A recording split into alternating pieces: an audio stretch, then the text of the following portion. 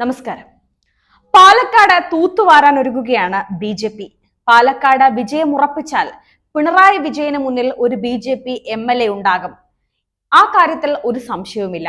ഉപതെരഞ്ഞെടുപ്പിനുള്ള ഒരുക്കങ്ങളെല്ലാം തന്നെ പൂർത്തിയാക്കി പാലക്കാട് നേരിട്ട് കളത്തിലിറങ്ങുകയാണ് ശോഭാ സുരേന്ദ്രനും സുരേഷ് ഗോപിയും ഉൾപ്പെടെയുള്ളവർ. സുരേഷ് ഗോപി നൽകിയ ഊർജം ചെറുതല്ലെന്നാണ് ശോഭാ സുരേന്ദ്രൻ ഉൾപ്പെടെയുള്ള മുൻനിര നേതാക്കൾ പറയുന്നത്. സുരേഷ് ഗോപി പ്രകടിപ്പിച്ച ആത്മവിശ്വാസം പാലക്കാട് പകർന്നു കിട്ടിയിട്ടുണ്ട്. ഇത്തവണ പിടിച്ചെടുക്കാനാകുമെന്ന് തന്നെയാണ് നേതാക്കളുടെ എല്ലാം പ്രതീക്ഷയെന്നും പാലക്കാടും ചേലക്കരയും കേരളത്തിലെ ജനങ്ങൾ ബി.ജെ.പിക്ക് തന്നാൽ 2026 കേരളത്തിൽ നിന്ന് ബി.ജെ.പി. മുഖ്യമന്ത്രി ഉണ്ടാകുമെന്നാണ് കേരളത്തിലെ ബി.ജെ.പി. ഘടകം പറയുന്നത്. അത്രയേറെ വേരോട്ടം ഉണ്ടാക്കാൻ ചുരുങ്ങിയ കാലം കൊണ്ട് ബി.ജെ.പിക്ക് കഴിഞ്ഞു എന്നുള്ളത് അവരുടെ വിജയമാണ്. താമര ചിഹ്നത്തിൽ ആര് നിന്നാലും പാലക്കാട് വിജയിക്കുമെന്നാണ് ശോഭാ സുരേന്ദ്രനും പറയുന്നത്.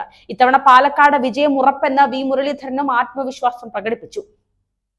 മത്സരിക്കുന്ന മണ്ഡലങ്ങളിലെല്ലാം ബി.ജെ.പിയുടെ വോട്ട് വിഹിതം ഉയർത്തിയ ചരിത്രമാണ് ശോഭാ സുരേന്ദ്രനുള്ളത്.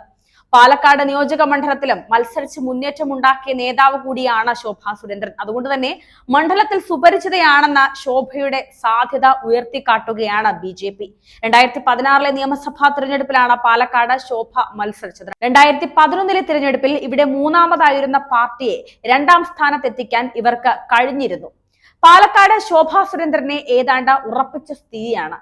അതുകൊണ്ട് തന്നെയാണ് ശോഭാ സുരേന്ദ്രൻ പാലക്കാട് തന്നെ ഇപ്പോൾ വലിയ രീതിയിലുള്ള ചർച്ചകൾ നടത്തുന്നത്. ഓരോ തിരഞ്ഞെടുപ്പുകളിലും വോട്ട് വർദ്ധിപ്പിച്ച ശോഭ ഇപ്പോൾ മാറിയ സാഹചര്യത്തിൽ പാലക്കാട് സ്ഥാനാർത്ഥിയായാൽ ഗുണം ചെയ്യുമെന്നാണ് നേതൃത്വത്തിന്റെ വിലയിരുത്തൽ. അകൽച്ചയിലായിരുന്ന കെ സുരേന്ദ്രനെയും വി മുരളീധരനെയും പുകഴ്ത്തിയായിരുന്നു ശോഭയുടെ വേദിയിലെ പ്രസംഗം. ശോഭയ്ക്ക് പുറമെ സി കൃഷ്ണകുമാർ, സന്ദീപ് വാര്യർ, കുമ്മനം എന്നിവരാണ് നേതൃത്വത്തിന്റെ പരിഗണനയിലുള്ള മറ്റുള്ളവർ. എന്നാൽ ഇനിയൊരു സാധ്യതയ്ക്ക് മുന്നിൽ പരീക്ഷണം വേണ്ടെന്നതിനാൽ ശോഭയ്ക്കാണ് ഏറ്റവും കൂടുതൽ ചാൻസ് നൽകിയിരിക്കുന്നത്. പാലക്കാട് എന്തായാലും ശോഭ ഉറപ്പിക്കുന്നു എന്ന് വേണമെങ്കിലും നമുക്ക് പറയാം.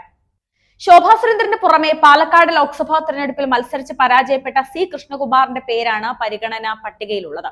പക്ഷേ അതും വലിയ ചോദ്യചിഹ്നമാണ്. പാലക്കാട് നിയോജക മണ്ഡലം പരിധിയിലും മുന്നേറ്റമുണ്ടാക്കാൻ കൃഷ്ണകുമാറിന് കഴിഞ്ഞിരുന്നു. ലോക്സഭാ തിരഞ്ഞെടുപ്പിൽ തൃശൂരിൽ താമര വിരിയിക്കാൻ കഴിഞ്ഞ ആത്മവിശ്വാസത്തിലാണ് ബി.ജെ.പി. പ്രവർത്തകരിലെ ഈ ആവേശം പാലക്കാടിലേക്കും പകരാൻ കഴിയുമെന്നും നിയമസഭയിൽ വീണ്ടും അക്കൗണ്ട് തുറക്കാനാകുമെന്നും ഇപ്പോൾ ബി.ജെ.പി. കണക്ക് കൂട്ടുന്നു. 2011 പാലക്കാട് നിയോജക മണ്ഡലത്തിൽ 11.86% വോട്ടുകളായിരുന്നു ബി.ജെ.പിക്ക് ഉണ്ടായിരുന്നത്. ഇത് 2016 ഇവിടെ മത്സരിക്കാനെത്തിയ ശോഭാ സുരേന്ദ്രൻ വോട്ട് വിഹിതം 29.08% ഉയർത്തുകയായിരുന്നു. CPM നേതാവ് NN കൃഷ്ണദാസിന്റെ 3ാം സ്ഥാനത്തിലേക്ക് പിന്തള്ളി 2ാം സ്ഥാനത്തിലേക്ക് ബി.ജെ.പി. എത്തുകയും ചെയ്തു. 2021 നിയമസഭാ തെരഞ്ഞെടുപ്പിൽ മെട്രോമാൻ ഇ ശ്രീധരനായിരുന്നു ഇവിടെ ബി.ജെ.പി. സ്ഥാനാർത്ഥി. ഷാഫിക്കെതിരെ മികച്ച പോരാട്ടം നടത്താൻ അദ്ദേഹത്തിനും അന്ന് കഴിഞ്ഞു. വെറും 3859 വോട്ടിന്റെ ഭൂരിപക്ഷത്തിലാണ് ഷാഫി വിജയിച്ചത്. CPM-ലെ CP പ്രമോദ് 3ാം സ്ഥാനത്തായി. നിയമസഭാ തിരഞ്ഞെടുപ്പിൽ 3859 വോട്ടുകളുടെ മാത്രം ഭൂരിപക്ഷം ഉണ്ടായിരുന്ന കോൺഗ്രസിന് ഈ കഴിഞ്ഞ ലോക്സഭാ തെരഞ്ഞെടുപ്പിൽ പാലക്കാട് മണ്ഡലത്തിൽ 9707 വോട്ടിന്റെ ലീഡാണ് ഉണ്ടായത്. 2ാം സ്ഥാനത്തെത്തിയത് ബി.ജെ.പി. തന്നെയാണ്. അതുകൊണ്ട് തന്നെ ബി.ജെ.പിക്ക് ഇവിടെ വലിയ സ്വാധീനമുണ്ട്. വലിയ രീതിയിലുള്ള വോട്ട് വിഹിതം, ഇവിടെ വലിയ രീതിയിലുള്ള ഒരു വോട്ട് ബാങ്ക് ശോഭാ സുരേന്ദ്രന്റെ പാലക്കാട് ഉണ്ടാക്കാനാകും എന്നാണ് ബി.ജെ.പി. കരുതുന്നത്. അതുകൊണ്ട് തന്നെ ബി.ജെ.പി. പാലക്കാട് പിടിച്ചടക്കം നിയമസഭയിൽ സീറ്റ് ഉണ്ടാക്കും. 2026 ഒരു മുഖ്യമന്ത്രി കസേര ബി.ജെ.പിക്ക് സാധ്യമാകുമെന്നാണ് അവരുടെ വിശ്വാസം.